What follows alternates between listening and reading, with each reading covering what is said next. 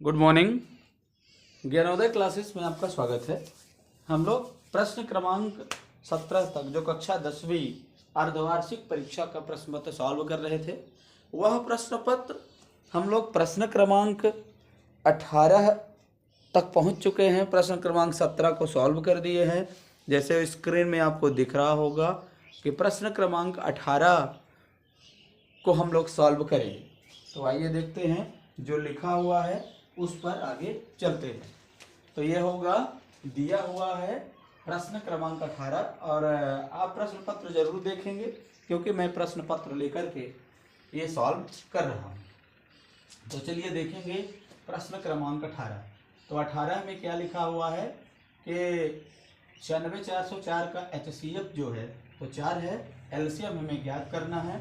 तो हम जानते हैं, क्या जानते हैं, क्योंकि जानते हैं कि LCM गुणे HCF इक्वल टू क्या होता है, 2 नंबर। इसके लिए दो संख्याओं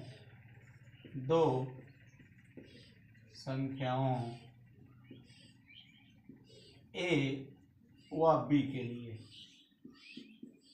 ये होता है, हम जानते हैं। तो क्या हो जाएगा, LCM हमें नहीं मालूम है, यही तो निकालना है। HCF का मान है 4 और A का मान कितना है, 96 और B का मान कितना है, 404। इस तरह से हम लोग आगे चलेंगे। तो LCM हमारे पास ये है और 4 गुणे में है तो 96, 404 और गुणे में है 4 तो बटे में हो जाएगा। तो 4 से काटेंगे 96 को, ये इससे भी काट सकते हैं लेकिन हम 96 को ही काट देते हैं। 4 दूनी 8 हो जाएगा, एक बचेगा तो 16, तो 4 चौको 16 हो जाएगा।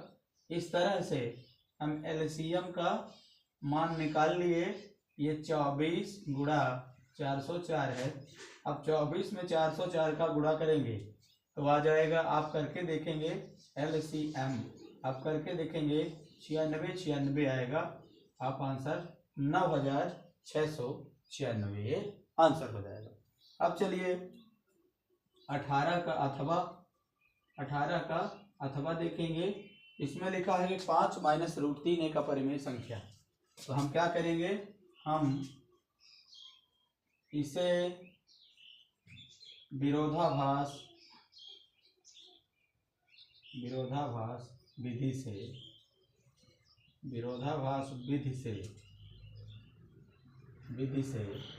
सिद्ध करेंगे। विरोधाभास विधि से सिद्ध करेंगे तो इसका मतलब क्या है, हम मानते हैं कि 5 माइनस रूट 3 एक परिमेय संख्या है।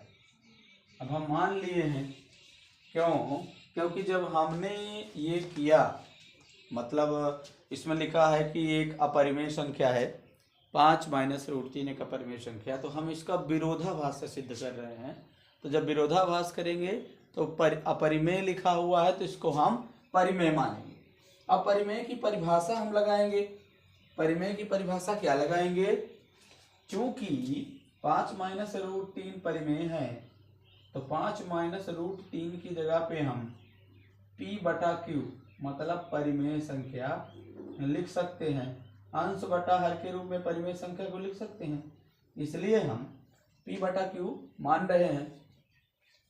अब क्या करेंगे, ये Q कहाँ है, गुणा में है, तो हम इसको ले जाएंगे भाग में।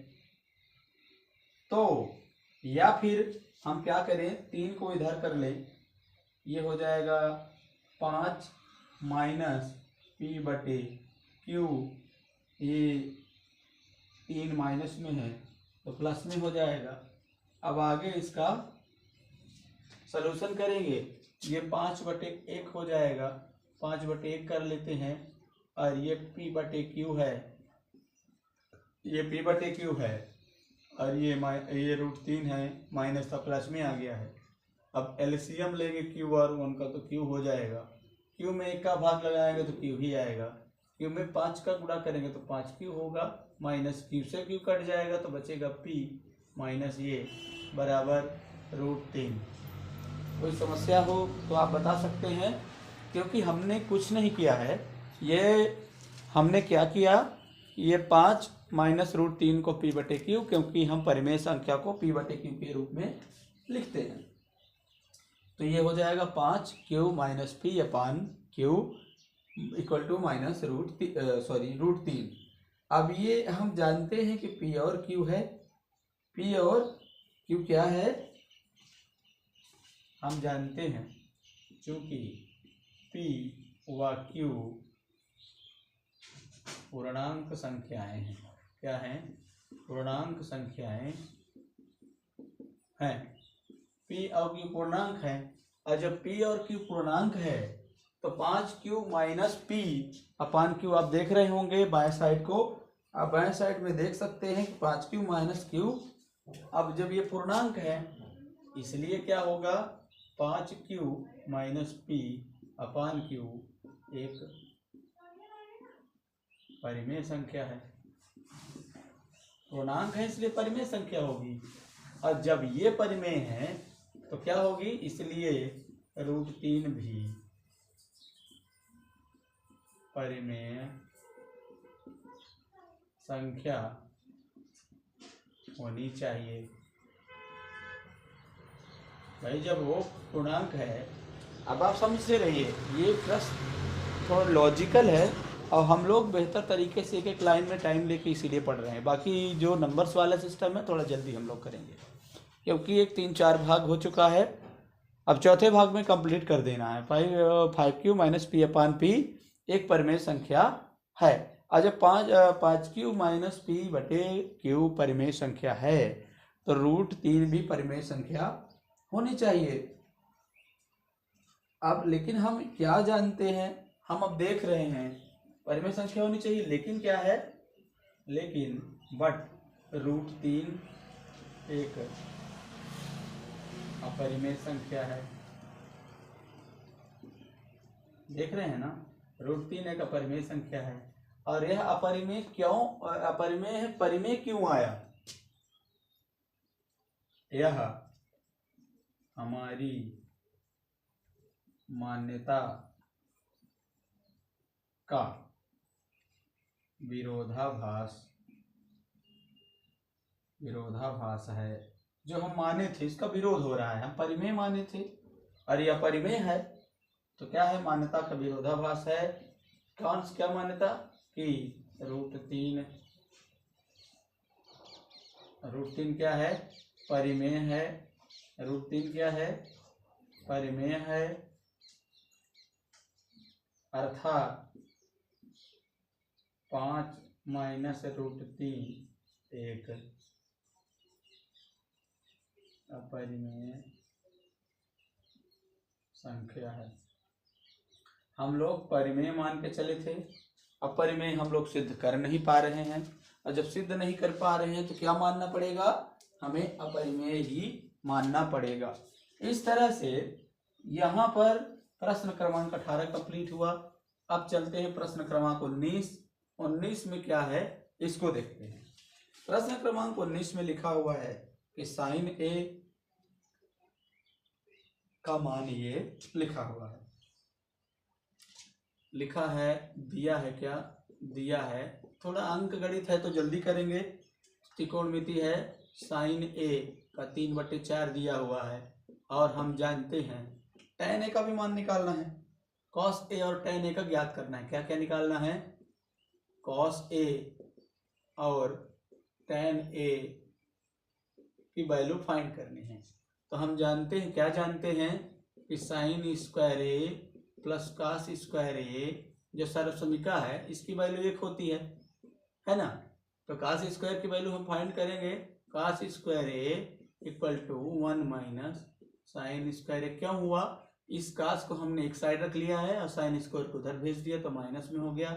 अब ये कास स्क्वायर ये यहाँ रहेगा, 1 माइनस साइन की वैल्यू है 3/4, तो 3/4 करेंगे, लेकिन इसका स्क्वायर है तो स्क्वायर कर लेंगे। अब ये हो जाएगा कास स्क्वायर ए, 1 माइनस 3 का स्क्वायर करेंगे 3 3 जा 9, 4 का स्क्वायर करेंगे 4 4 जा 16। अब क्या करेंगे, 1 इसको हम सॉल्व करेंगे, 16 एलसीएम आएगा, 16 ले लेंगे, 16 1 जा 16 हो जाएगा, -16 से 16 कटेगा, क्योंकि हर में भाग होता है, यहाँ एक है तो एक ही रहेगा। अब हर में भाग होगा, ये देखिए इसमें भाग लगाएंगे तो 16 आएगा, 16 से 16 कट गया तो एक बचा, एक में 9 का गुणा करेंगे तो 9 आ जाएगा। अब cos स्क्वायर की वैल्यू कितनी हो गई, 16 में 9 निकल जाएगा तो 7 और ये 16, लेकिन हमें cos चाहिए cos की वैल्यू, तो cos की वैल्यू जब निकालना है तो हमें इधर का वर्गमूल लेना पड़ेगा, अर्थात ये हो जाएगा। अब क्या होगा, सॉरी यहाँ पे नहीं लिखते, एक स्टेप बचाते हैं, जगह बचा रहे हैं, तो ये क्या हो जाएगा, यहाँ पे हो जाएगा कितना, cos की वैल्यू जब निकालेंगे cos की तो √7 तो रहेगा, लेकिन 16 का वर्गमूल 6 हो जाएगा, एक आंसर ये हो जाएगा।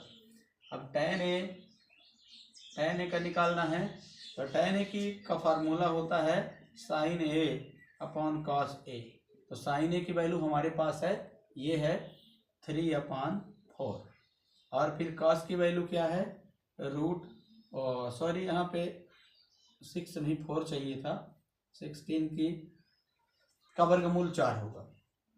अब ये हो जाएगा √7/4, अब इसका गुणा में बदलेंगे, भिन्न का भाग ये बन गया, तो गुणा में बदलेंगे तो 3/4 गुणे 4/√7 हो जाएगा, तो 4 से 4 कट जाएगा, यहाँ बच जाएगा 3/√7, और यही tan a की वैल्यू है, तो एक आंसर ये और एक आंसर ये।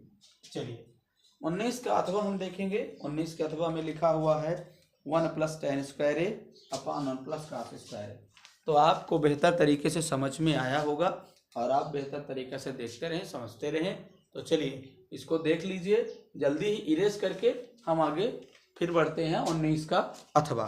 तो चलिए 19 का अथवा अब इतना आप देख लेंगे, और वीडियो को आगे पीछे करके भी लिख सकते हैं, नोट कर सकते हैं।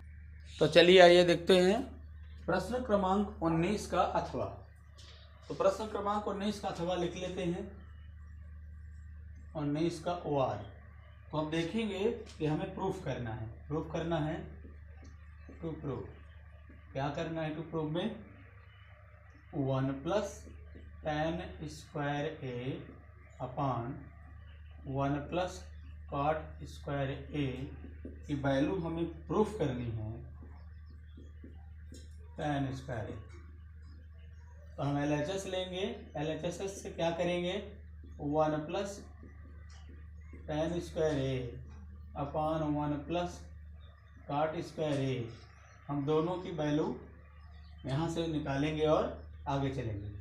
1+ हम फार्मूला जानते हैं, फार्मूला क्या जानते हैं, तो 1+ चूँकि 1 + tan स्क्वायर a की वैल्यू होती है cot स्क्वायर a, ये सब समीकरण हैं, सब समीकरण आप याद किए होंगे, पढ़े होंगे, और क्योंकि अर्धवार्षिक परीक्षा है तो हम लोग 80% कोर्स पढ़ चुके होंगे, और यदि नहीं पढ़े हैं तो बेहतर तरीके से चीज़ों को पढ़ें, समझें, और मैं क्लास वाइज आपको क्लियरेशन देता चलूँगा।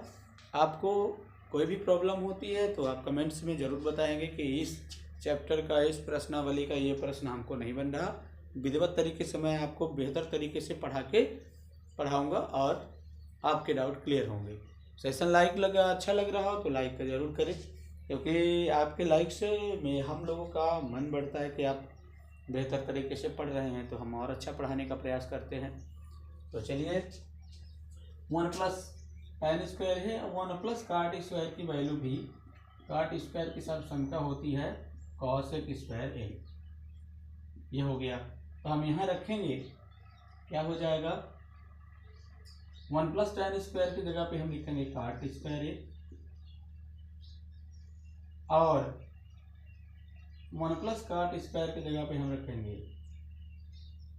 सॉरी 1 + tan स्क्वायर की वैल्यू होती है sec स्क्वायर, सॉरी अभी हम लोग थोड़ा सा देख रहे थे, जल्दी में ये हो गया, ये सब संख्या होती है 1 + cot स्क्वायर, 1 + tan स्क्वायर का sec स्क्वायर होती है, sec स्क्वायर a, तो यहाँ पर लिख देंगे sec स्क्वायर a, और ये cosec स्क्वायर a ही हो जाएगा, तो ये होगा इतना।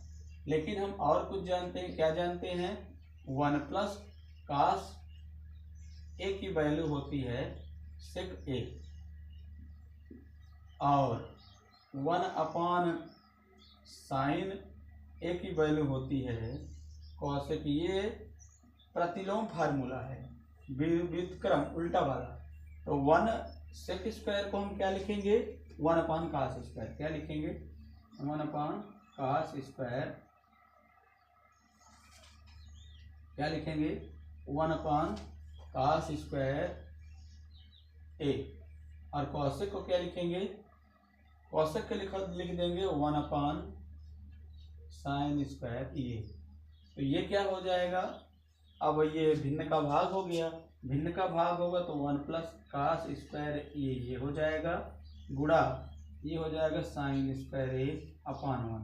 तो ऊपर नीचे मल्टीप्लाई करेंगे तो sin स्क्वायर ए अपान हो जाएगा, सॉरी cos स्क्वायर ए, sin स्क्वायर हो जाएगा, फिर cos स्क्वायर ये हो जाएगा। तो ये sin अपान cos का होता है tan, तो ये आ जाएगा tan स्क्वायर ए। और यही क्या है, यही RHS होगा। इस तरह से ये प्रूफ हो गया। अब हम चलेंगे दूसरे क्वेश्चन की तरफ। प्रश्न क्रमांक 20 लिखा है कि सिद्ध कीजिए कि बाह्य बिंदु से वृत्त पर खींची गई स्पर्श रेखा की लंबाइयां बराबर होती है। तो हम लोग प्रूफ कर लेंगे जल्दी ही। चलिए, तो प्रश्न क्रमांक 20 हम देखेंगे। प्रश्न क्रमांक 20 कहता है, एक बार और हम कथन पढ़ देते हैं आपके लिए। प्रश्न क्रमांक 20 कहता है कि बाह्य बिंदु से वृत्त पर खींची गई स्पर्श रेखा क्या है, स्पर्श रेखा ए व बी।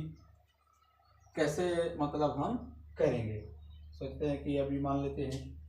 तो माना कि कोई वृत्त जिसका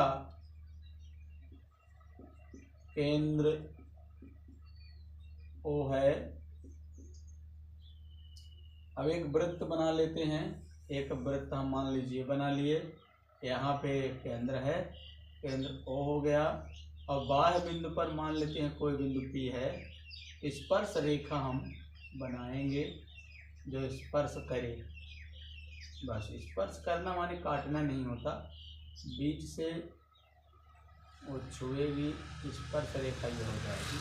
तो हम मान लेते हैं कि एक ए ये हो गया, बी हो गया स्पर्श रेखा का एक बिंदु ए, एक बिंदु बी।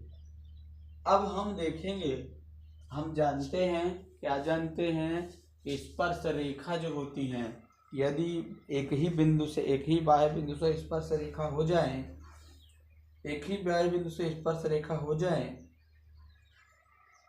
तो क्या होगी, वो त्रिज्याओं पर लंब होती है। तो हम मानेंगे, क्या लिखेंगे, माना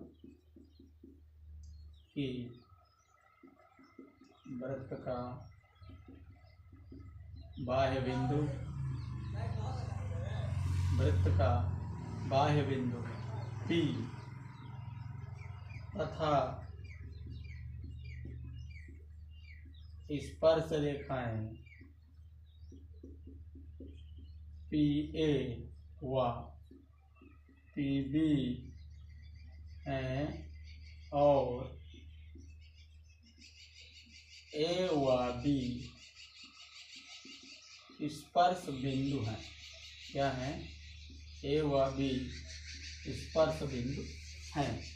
और हम क्या जानते हैं, क्योंकि हम क्या जानते हैं, हम जानते हैं कि, क्या जानते हैं कि एक ही बिंदु से, एक ही स्पर्श बिंदु से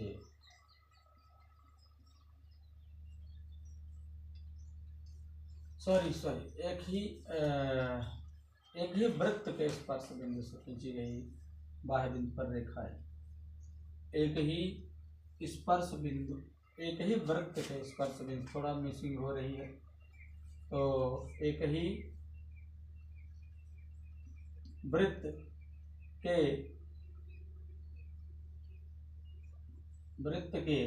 स्पर्श बिंदुओं से खींची गई स्पर्श रेखाएं, खींची गई स्पर्श रेखाएं। क्या जानते हैं? एक ही वृत्त के स्पर्श बिंदुओं से खींची गई स्पर्श रेखाएं क्या होंगी?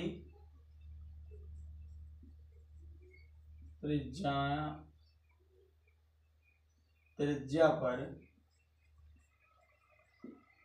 लंब होती है।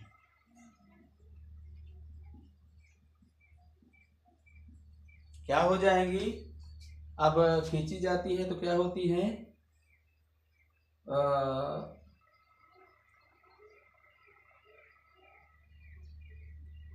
या फिर एक इसको मिटा के दूसरा लिखते हैं, छोटा रहेगा, क्योंकि छोटा ये जैसे मान लीजिए कि स्पर्श रेखा पर खींची गई त्रिज्या लिखे तो ज्यादा ठीक रहेगा। स्पर्श रेखाओं पर खींची गई त्रिज्याएं लंब होती हैं। और जब लंब होंगी तो क्या होगा? हम इस पर एक त्रिभुज बना देते हैं, पी को ओ से मिला देते हैं, तो ये हो जाएगा यहाँ से यहाँ ऐसे मिला देंगे तो क्या हो जाएगा? दो त्रिभुज बन जाएंगे, त्रिज्याएं लंब होती हैं। तो हम दोनों त्रिभुज में देखेंगे अब क्या हो जाएगा। इसलिए क्या होगा? कोण ए ओ पी और कोण क्या होगा? बी ओ पी, दोनों का मान 90 डिग्री होगा। एक ये एंगल और एक ये एंगल और एक ये एंगल, दोनों की वैल्यू 90 डिग्री होगी। तो क्या करेंगे हम लोग? अब दोनों त्रिभुज में देखेंगे, त्रिभुज ओ ए पी व त्रिभुज ओ बी पी में देखेंगे कि क्या हो जाएगा? पी ए बराबर पी बी स्पर्श रेखाएं हैं। स्पर्श रेखाएं मतलब एक ही वृत्त की स्पर्श रेखाएं क्या होंगी? बराबर होती हैं। और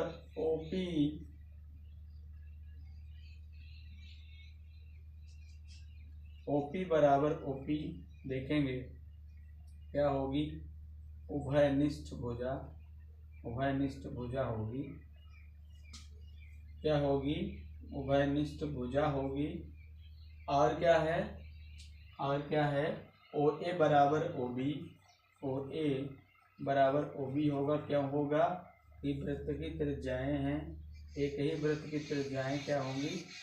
आपस में बराबर होती हैं। अब जब ये हो गया तो हम क्या देखेंगे कि सर्वांग समता नियम से हम देखेंगे कि दोनों त्रिभुज सर्वांग सम हैं। क्या देखेंगे? इसलिए सर्वांग समता नियम से त्रिभुज ओ ए पी सर्वांग सम होंगे, त्रिभुज ओ बी पी के। और जब सर्वांग सम है तो क्या होगा? रेखाएं भी बराबर। हम किसी अब सभी कोण, सभी भुजाएं, कुछ कोण बराबर हो गए, भुजाएं बराबर हो गई, इसलिए पी ए बराबर पी बी हम सिद्ध कर सकेंगे। पी ए और पी बी क्या है? स्पर्श रेखाओं की लंबाइयाँ हैं, अर्थात वृत्त के किसी बाह्य बिंदु से खींची गई दोनों स्पर्श रेखाएं या कोई भी स्पर्श रेखाएं बराबर होती हैं। चलिए हम प्रश्न क्रमांक 20 का अथवा चलते हैं। 20 का OR 20 का अथवा लिखा हुआ है कि एक बिंदु Q से एक वृत्त पर स्पर्श रेखा की लंबाई। क्या कहते हैं? एक बिंदु Q से हम एक वृत्त बना लेते हैं, वृत्त ये हो गया, और एक बिंदु Q ले लिए यहाँ, तो ये Q से वृत्त पर स्पर्श रेखा खींचेंगे। स्पर्श रेखा की लंबाई क्या है, कितनी लिखी है, 40 सेंटीमीटर। तो यहाँ हो जाएगी 40 सेंटीमीटर। फिर क्या कहता है, क्यू की केंद्र से दूरी 41 सेंटीमीटर। तो ये स्पर्श बिंदु ये हो गया। अब क्यू ये केंद्र हो गया, केंद्र ओ हम माने लेते हैं। तो ओ से क्यू की दूरी कितनी है, 41 सेंटीमीटर है। तो हमको क्या निकालनी है, ये हम यहाँ पे पी मान लेते हैं। तो क्या हो जाएगा, केंद्र से दूरी है तो वृत्त की त्रिज्या, मतलब हमको क्या चाहिए, दिया है, क्या दिया है, दिया है कि ओ क्यू पी की वैल्यू 40 सेंटीमीटर दी है और क्यू ओ का मान दिया है 41 सेंटीमीटर दिया है। तो हमें ओपी का मान हमें ज्ञात करना है, क्या होगा। तो हम पाइथागोरस प्रमेय या पीजीटी कहते हैं। पाइथागोरस प्रमेय से हम देखेंगे, क्या देखेंगे कि पाइथागोरस प्रमेय जो है तो कर्ण का वर्ग होती है बराबर लंब का वर्ग प्लस आधार का वर्ग। तो हम क्या करेंगे, क्या हो जाएगा, लंब का वर्ग कर्ण का वर्ग बराबर लंब का वर्ग प्लस आधार का वर्ग हम देखेंगे। तो हो जाएगा, कर्ण कितना हो जाएगा, 41 हो जाएगा, 41 कर्ण का वर्ग हो जाएगा। और लंब कितना होगा, लंब हमारा क्या हो जाएगा, लंब हो जाएगा कितना, 40 हो जाएगा। कितना हो जाएगा, 40 का वर्ग और प्लस ओपी का वर्ग। ओपी माने क्या हो जाएगा, आर हो जाएगा, इसको हम त्रिज्या आर भी कहेंगे। तो ओपी का वर्ग हो जाएगा, ओपी का वर्ग ही हमें निकालना है। 41 का वर्ग हो जाएगा 1681, 41 का वर्ग हो जाएगा 1681 हो जाएगा। 41 का वर्ग 1681 होता है, आप गुणा करके देख लेंगे। और 40 का वर्ग 1600 होगा, ये प्लस में था उधर गया तो माइनस में, और ओपी की जगह पे आर हम लिख रहे हैं। तो 1681 में 1600 घटाएंगे तो 81 आ जाएगा। आप करके जरूर देखेंगे। और ये आर की वैल्यू हमें निकालना है, तो यहाँ वर्गमूल लग जाएगा 81। 81 का वर्गमूल क्या होगा, 81 का वर्गमूल हम देखेंगे, यार बराबर होता है 3 गुणा 3, ये दो जोड़े निकल बन जाएंगे। तो आर की वैल्यू हो जाएगी 3 गुणा 3, यानी आर का मान कितना हो जाएगा, 9 सेंटीमीटर। तो इस तरह से 20 का अथवा भी लग गया है। और 20 का अथवा के साथ साथ आप वीडियो को आगे पीछे करके बार बार देख सकते हैं, बार बार समझ सकते हैं। सेशन लाइक लग रहा हो, अच्छा लग रहा हो तो आप लाइक करें और अपने दोस्तों तक शेयर जरूर करते रहिएगा। चलिए देखते हैं, 20 नंबर का कंप्लीट हो चुका है, 21, 22 और 23 बचा हुआ है। हम देखते हैं कि प्रश्न क्रमांक 21, प्रश्न क्रमांक 22 और प्रश्न क्रमांक 23 बचा हुआ है। तो हम जल्दी ही इन सबको सॉल्व करते हैं, इरेज करते हैं और आगे बढ़ते हैं। तो चलिए प्रश्न क्रमांक 21 देखते हैं। प्रश्न क्रमांक 21 में समीकरण दिए हुए हैं, लिखा हुआ है 2 समीकरण दिए, इसमें m का मान ज्ञात करना है। तो हम लिखेंगे दिए हुए समीकरण, जो समीकरण दिए हुए हैं तो हम लोग पढ़ेंगे 2x + 3y = 11, इसमें लिखा है, और 2x - 4y बराबर कितना, -24। तो हम देखते हैं प्रश्न क्रमांक जो 1 है, वो समीकरण 1 ही है, समीकरण 2 है जो। तो हम देखते हैं कि समीकरण 1 और 2 को यदि हम घटा दें तो 2 कट जाएगा। तो क्या लिख देते हैं, समीकरण, अब इसमें यह नहीं लिखा है कि कौन सी विधि से हम हल करें, और जिस विधि से हल करें तो आंसर फिर कंप्लीट आना चाहिए। इसमें विधि जब नहीं बताई रहती तो हम किसी भी विधि से सॉल्व कर सकते हैं। तो चलिए समीकरण 1 को 1 में समीकरण 2 को घटा देते हैं। समीकरण 2 से क्या है, समीकरण 1 माइनस समीकरण 2 से 1 को लिखेंगे 2x + 3y बराबर 11 ये है। और यहाँ लिखेंगे 2x माइनस 4y बराबर कितना, -24। लेकिन जब घटाते हैं तो चिन्ह बदल जाता है, तो चिन्ह का परिवर्तन कर देंगे, ये प्लस हो जाएगा। घटाएंगे तो 2x से 2x कट जाएगा, बचेगा 3 और 4, तो 3 और 4 जोड़ेंगे तो 7y हो जाएगा, 7y। और ये हो जाएगा 11 में 24 जोड़ देंगे तो कितना होगा, 24 और 34 35 हो जाएगा। और यदि हम इसको ऐसे करते हैं तो हो जाएगा कितना, y बराबर कितना, 35/7 हो जाएगा। तो हम इसको लिखेंगे 7 पचे 35, तो y की वैल्यू कितनी हो जाएगी, 5। अब इस y की वैल्यू को चाहे समीकरण 1 में रख दें चाहे 2 में रख दें, तो हम समीकरण 1 में रखते हैं। समीकरण 1 से क्या करेंगे, y की वैल्यू रखेंगे। तो समीकरण 1 में जब y की वैल्यू रखेंगे तो एक समीकरण है 2x प्लस 3y बराबर 11, तो हम लिखेंगे 2x प्लस 3 है और y की जगह पे 5 लिखेंगे, 11 हो जाएगा। तो ये हो जाएगा 2x और 5 नहीं 15 होता है, ये क्या हो जाएगा, 2x प्लस 3y। तो हाँ ठीक है, 7 पचे 35 होगा, तो 5 3 पचे 15, तो क्या हो जाएगा, प्लस 15 ये हो जाएगा बराबर 11। हम इसको क्या लिख देंगे, 2x प्लस बराबर 11 प्लस 15 है, तो ये जाएगा तो -15 हो जाएगा। तो 2x बराबर 11 -15, तो 2x बराबर 11 -15 जब करेंगे तो क्या हो जाएगा, 4 हो जाएगा, -4 होगा। अब हम आगे क्या करते हैं कि 2x बराबर क्या होगा, 11 में 15 घटाएंगे तो -4 होगा। तो x की वैल्यू क्या हो जाएगी, -4/2, तो 2 दूनी 4 होगा, दूनी, तो हम क्या कहेंगे, x की वैल्यू -2। अब हमको m का मान निकालना है। एक समीकरण दिया हुआ है, समीकरण निकालते हैं। हम यहाँ लिख सकते हैं m के मान के लिए, इतना लिख सकते हैं। m के मान के लिए हम जब लिखेंगे तो ये हो जाएगा समीकरण, क्या लिखा है, y = mx + 3। तो y की वैल्यू हमारे पास क्या है, 5 है, तो 5 लिख देंगे।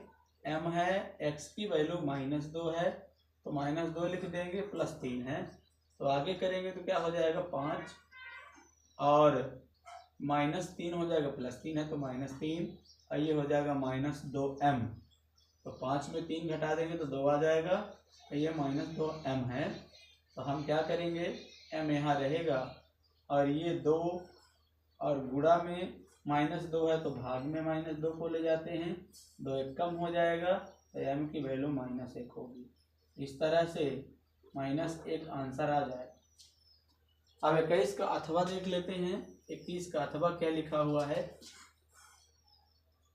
21 का अथवा, तो देखेंगे अथवा में क्या लिखा है, प्रतिस्थापन विधि से हल करना है। तो दिया हुआ समीकरण हम देख लेते हैं, हुआ नहीं, दिए हुए समीकरण होगा, क्योंकि 2 समीकरण दिए हैं, एक नहीं है। तो दिए हुए समीकरण क्या हो जाएंगे, दिए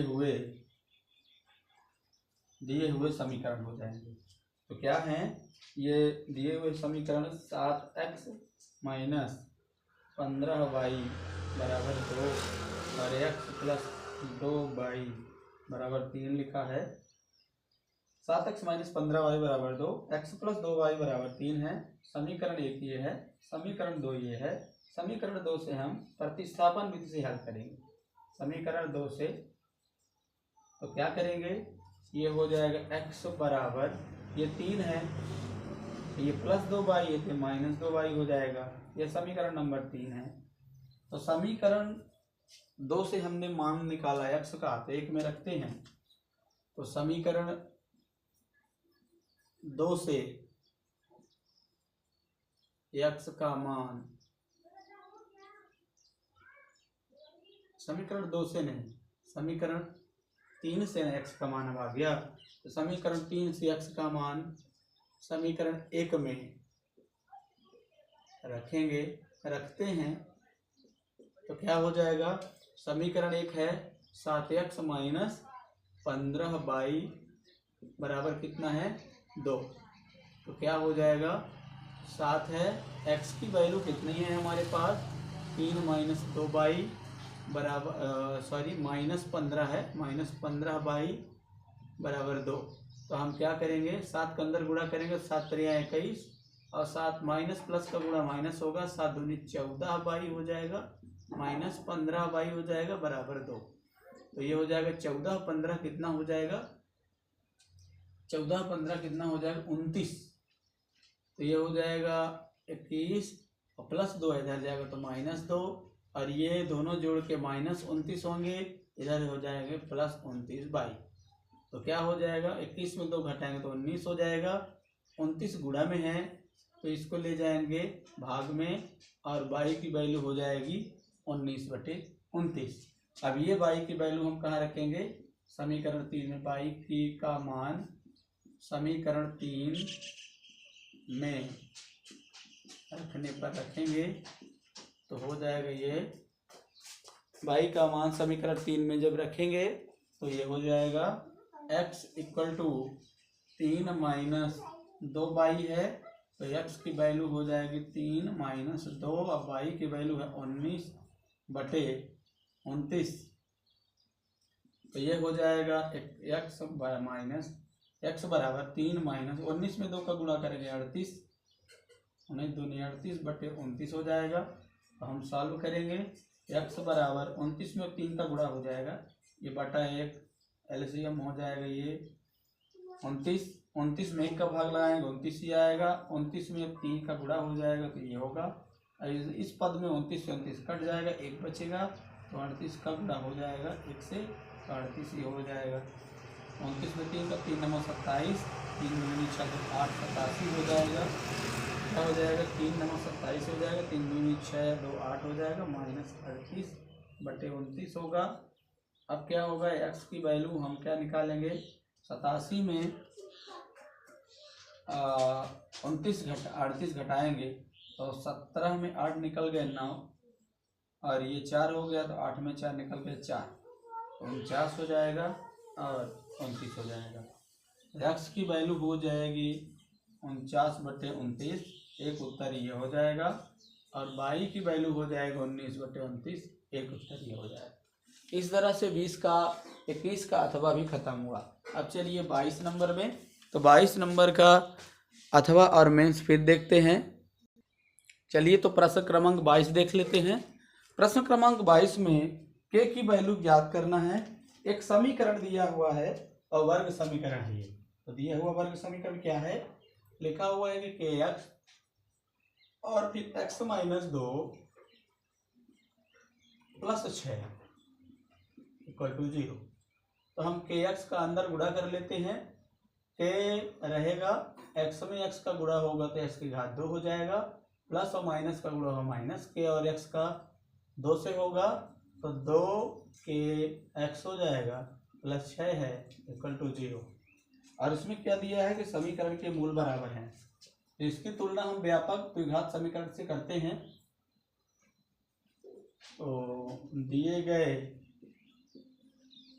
समीकरण की तुलना वर्ग समीकरण से मानक वर्ग समीकरण हम लिख देते हैं। वर्ग समीकरण से करने पर यदि करेंगे तुलना करेंगे तो क्या हो जाएगा, a = हो जाएगा k, b = हो जाएगा -2k और c = हो जाएगा 6। क्योंकि दिए गए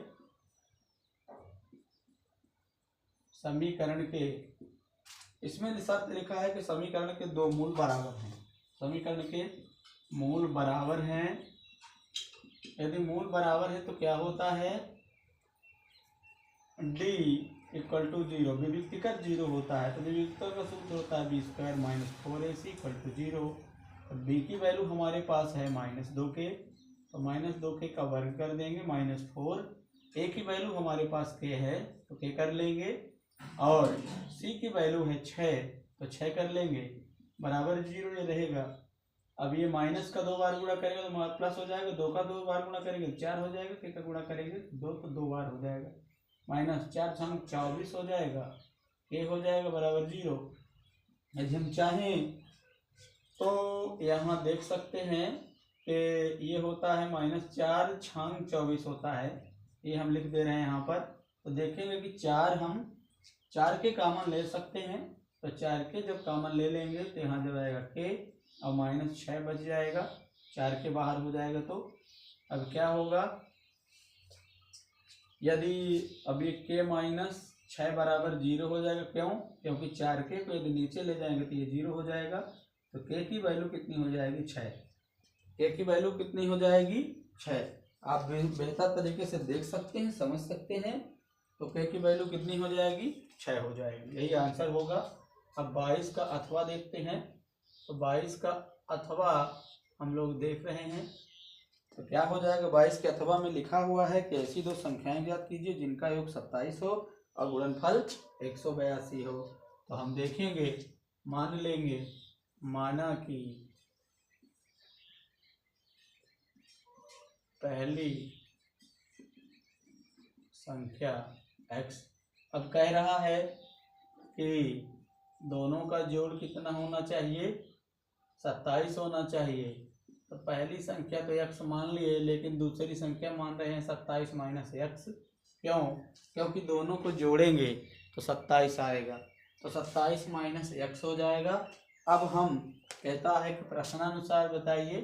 तो प्रश्नानुसार क्या है, जो शर्त है, प्रश्नानुसार शर्त क्या कहती है कि गुणनफल 82 हो तो क्या करें, पहली संख्या और गुणा करें दूसरी संख्या, दोनों का गुणा करें तो कितना आना चाहिए 182 आना चाहिए। तो पहली संख्या हमारे पास है x और दूसरी संख्या 27 माइनस x। अब दोनों का गुणा करेंगे 182 दिया है। अब x का अंदर गुणा कर देंगे तो क्या हो जाएगा 27x हो जाएगा माइनस x स्क्वायर हो जाएगा, तो ये हो जाएगा 182। अब हम देखेंगे, हम लोग सॉरी थोड़ा सा मिटाते हैं, ज़्यादा गंदा लग रहा है तो इसको अच्छे से लिखते हैं। x का अंदर गुणा करेंगे तो 27x हो जाएगा माइनस x स्क्वायर हो जाएगा बराबर 182। अब 182 को इधर ले जाते हैं, ये हो जाएगा minus x square plus 27x minus 182 equal to 0।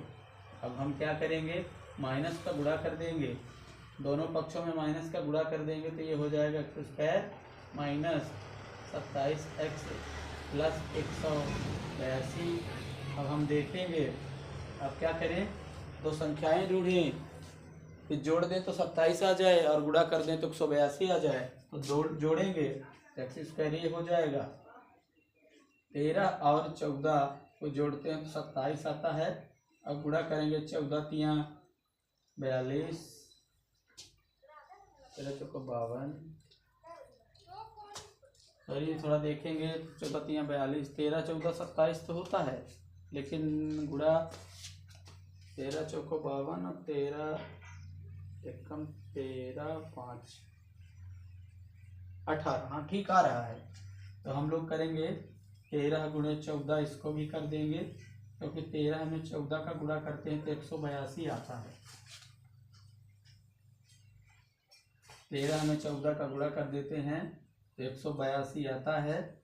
अब हम अंदर गुणा करेंगे माइनस का और एक्स का, एक्स स्क्वायर हो जाएगा माइनस हो जाएगा 13 हो जाएगा, एक्स का गुणा होगा, फिर माइनस प्लस माइनस का माइनस 14 एक्स हो जाएगा प्लस 13 गुणे 14 ये हो जाएगा बराबर 0। अब इतने में और इतने में हमको कॉमन लेना है, तो कॉमन लेंगे x दोनों में तो x निकाल लेते हैं, x माइनस 13 हो जाएगा।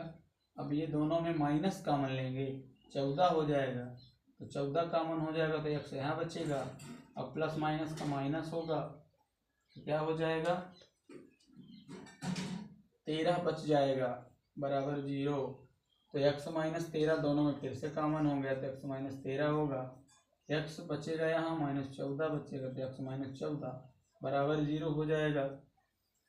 तो हम पहले दूसरी संख्या ज्ञात कर रहे हैं, तो x माइनस 13 बराबर 0 होगा और x माइनस 14 बराबर भी 0 होगा। अब हम देखेंगे x की वैल्यू 13 है और क्या होगा, x की वैल्यू 14 होगा। जब हम क्या लें, x के जगह पे 13 लेंगे, क्या होगा, जब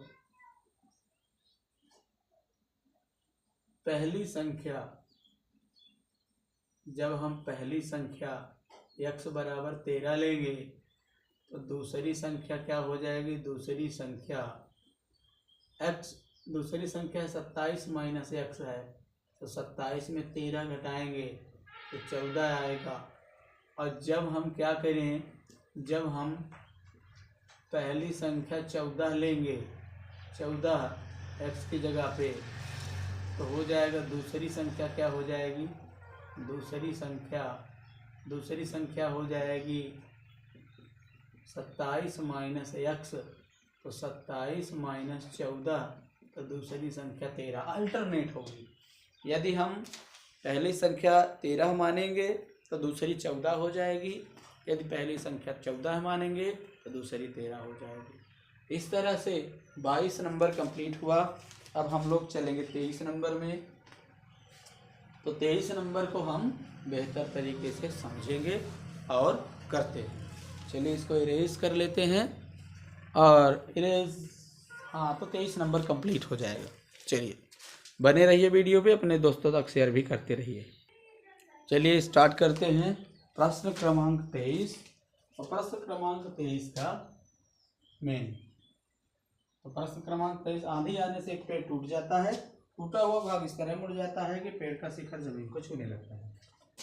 तो मान लेंगे कि एक पेड़ है, एक पेड़ था, कौन सा, माना कि एक पेड़ मानते हैं कि कौन सा पेड़ हो जाएगा, हम मान लेते हैं कि BC एक पेड़ है, क्या मान लेते हैं, BC, माना कि पेड़ क्या है, BC है। अब ये पेड़ कहीं से टूट जाता है, कहता है कि पेड़ टूट जाता है, टूटा हुआ भाग इस तरह मुड़ जाता है कि पेड़ का शिखर जमीन को छूने लगता है। अब पेड़ का शिखर जमीन को छुएगा तो यहाँ से टूट गया, मान लीजिए टूटता है तो क्या हो जाएगा, ये पेड़ जमीन के शिखर को छू रहा है टूट के। तो ये जब टूट गया तो जमीन के शिखर को छू रहा है, हम मान लीजिए इसमें हम A लिख देते हैं। और जब जमीन के शिखर को छू गया, ऐसे ही टूटेगा तो जमीन के शिखर को छू रहा है। क्वेश्चन ये कह रहा है कि जब टूटता है तो जमीन के शिखर को छूता है, तो हम क्या लिख देते हैं, अब जो ये B था, ये टूट के कहाँ आ रहा है, यहाँ पर, यह B टूट के यहाँ आ रहा है, ऐसे देखना है हमको, क्या करना है, और इसके साथ 30 अंक का कोण बनाता है, जमीन को छूने लगता है, इसके साथ 30 अंश का कोण बनाता है, तो यहाँ पर क्या हो जाएगा, 30 डिग्री का कोण बनाए। पेड़ के पाद बिंदु से जहाँ पेड़ का शिखर जमीन को छूता है, वाट मीटर से, सॉरी थोड़ा सा मिटाना पड़ेगा क्योंकि जगह ज़्यादा नज़दीक हमने लिख दिया है। ये ज़्यादा दूर पास भी लिख दिया, माना कि BC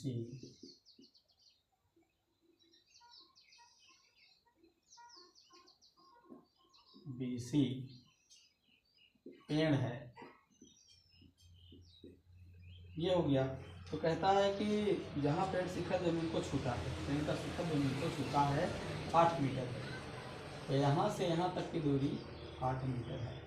तो इस तरह से ये निकालना, कहता है कि पेड़ की ऊंचाई, और टोटल पेड़ कितना, पेड़ की ऊंचाई कितनी है, पेड़ की ऊंचाई बराबर कितना है, टोटल है BC, और BC को क्या लिखते हैं हम, AB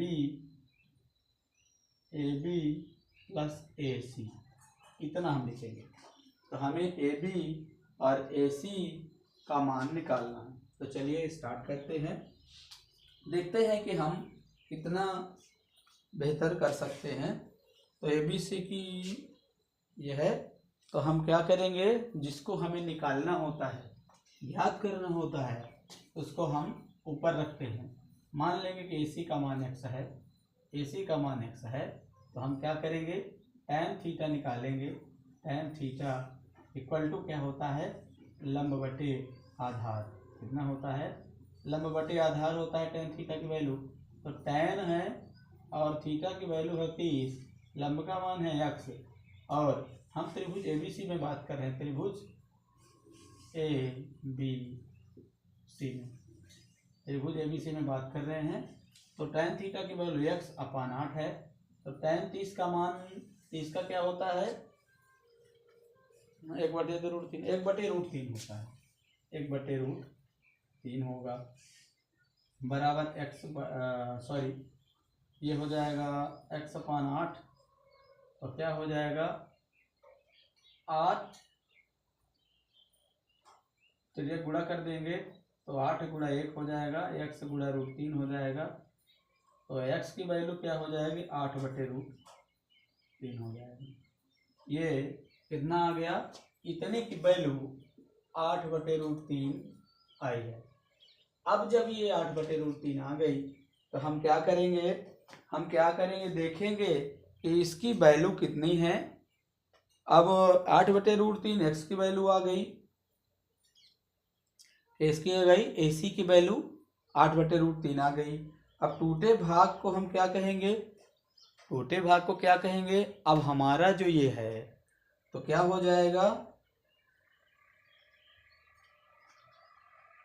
अब यदि हम इसको मान लें,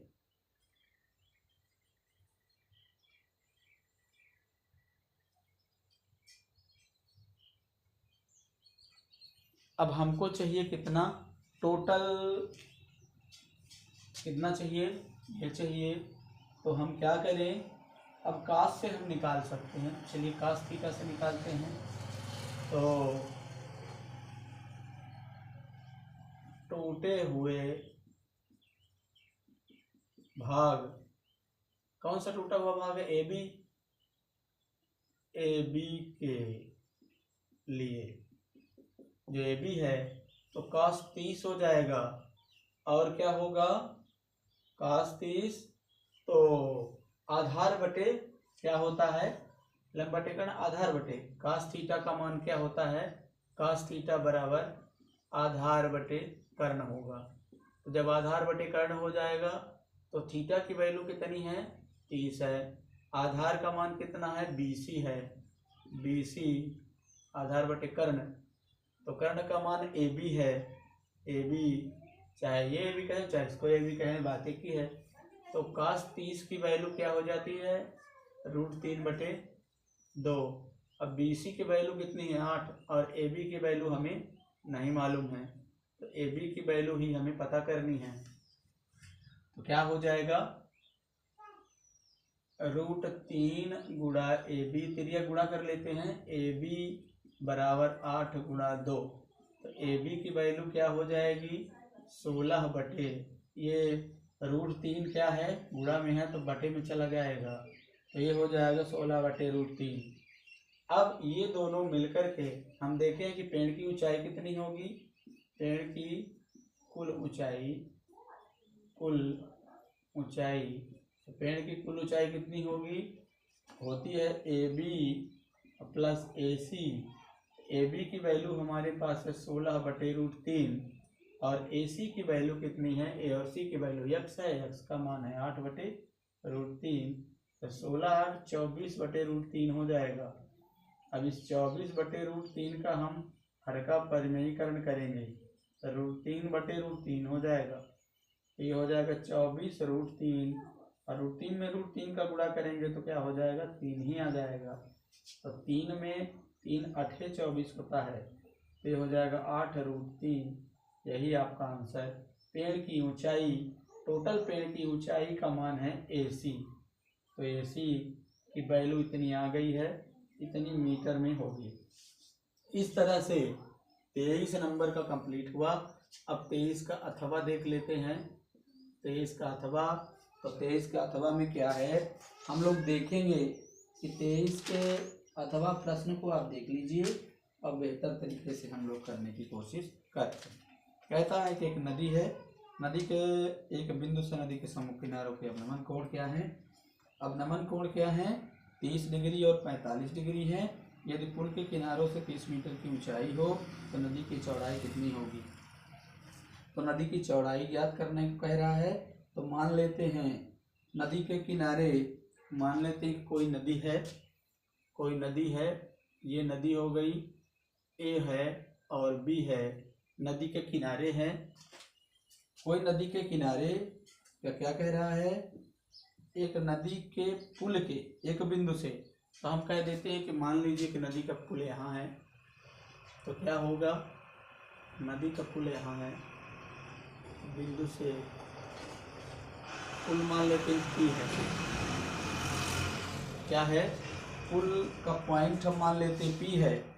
तो नदी के किनारे क्या कहते हैं कि कोण क्रमशः, यदि नदी के पुल के एक बिंदु से नदी के सम्मुख किनारों के अवनमन कोण क्रमशः ये हैं, तब पुल के किनारों से 3 मीटर की ऊंचाई पर हो। यदि पुल किनारों से 3 मीटर की ऊंचाई पर हो तो पुल का किनारा की ऊंचाई हम कह देते हैं कि 3 मीटर है, ये 3 मीटर है।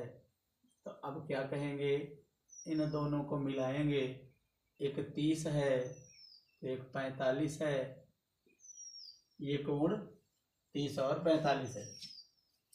3 मीटर की ऊंचाई पी ए बी डी, तो हम क्या दे सकते हैं, नाम कुछ भी दे दे, इसमें कोई समस्या नहीं है।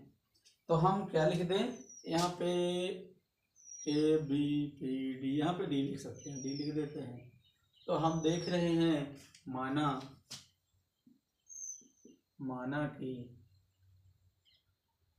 नदी के दोनों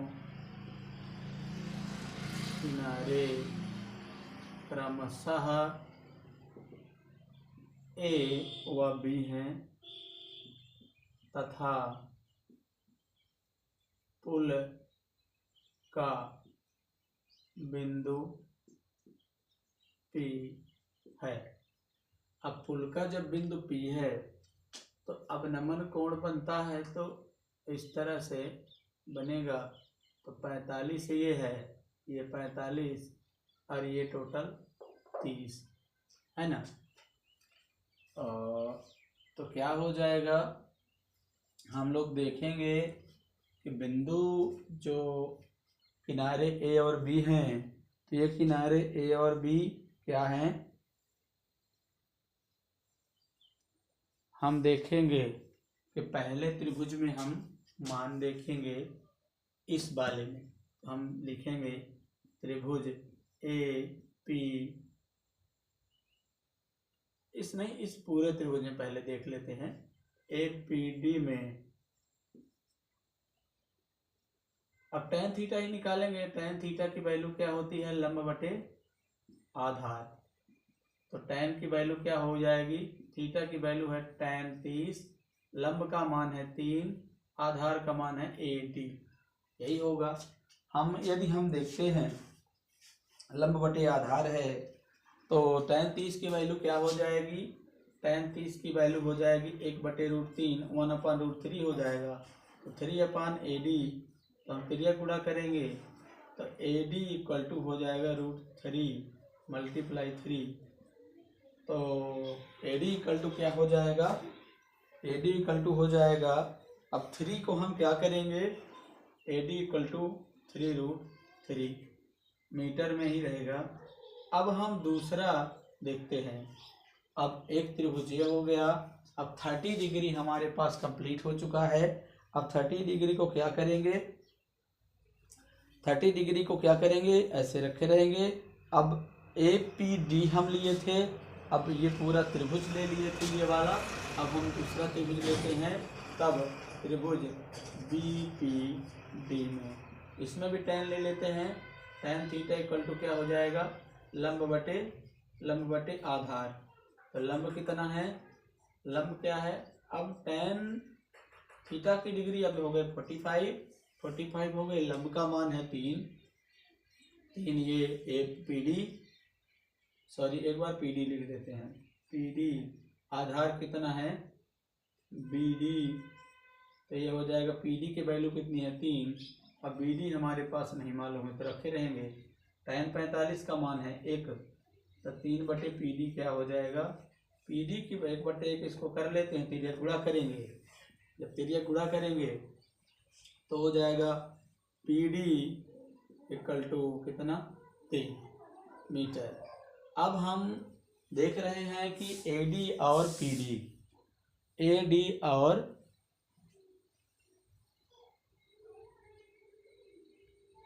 सॉरी PD नहीं, ये BD है, B अपॉन में BD है, तो यहाँ BD की वैल्यू हम लोग निकाल रहे हैं। तो BD की वैल्यू कितनी आ गई 3। हमें क्या कह रहे हैं, नदी की चौड़ाई ज्ञात कीजिए। नदी की चौड़ाई मतलब हमें क्या चाहिए, नदी की चौड़ाई हमको ये चाहिए, इसकी पूरी चौड़ाई हमको चाहिए।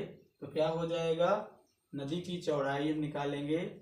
नदी की चौड़ाई बराबर कितना हो जाएगा, नदी की चौड़ाई बराबर AD, क्या हो जाएगा AD प्लस BD, ये हो जाएगा AD प्लस BD नदी की चौड़ाई हो जाएगी।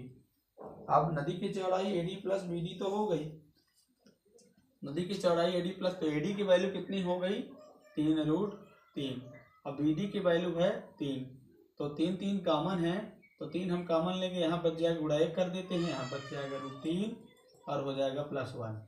यदि हम √3 की वैल्यू रखना चाहते हैं, √3 का 1.732 होता है, +1 हो जाएगा, तो ये हो जाएगा 3 गुणा 2.732।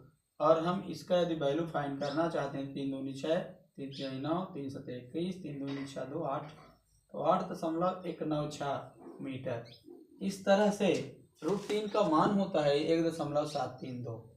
इस तरह से आज से आपका अर्धवार्षिक पेपर सॉल्यूशन खत्म होता है और अर्धवार्षिक परीक्षा का कंप्लीट पेपर सॉल्यूशन आप भाग 1, भाग 2, भाग 3, भाग 4 तक में कंप्लीट हो जाएगा। अब इस तरह से ये भाग 4 है अर्धवार्षिक परीक्षा का भाग 4। सेशन अच्छा लगा हो तो लाइक करें, अपने दोस्तों मित्रों तक शेयर करें और एक कमेंट में अवश्य लिखें कि कोई क्वेश्चन में आपको प्रॉब्लम नहीं हो रही है या फिर कौन से लेसन में कौन क्वेश्चन का आपको सलूशन नहीं आ रहा है। तो इस तरह से हम लोग सॉल्व करेंगे और आगे बढ़ते चलेंगे। और सेशन सब कुछ ठीक हो तो आप एक लाइक और एक सब्सक्राइब अवश्य करें। चलिए मिलते हैं नेक्स्ट वीडियो, नेक्स्ट सेशन नई एनर्जी के साथ। हम आपके साथ परमानेंटली जुड़े रहेंगे। अब कोशिश ये करेंगे कि हम चैप्टर वाइज कोशिश करते रहें, सॉल्व करते रहें। चलिए, जय हिंद, जय भारत।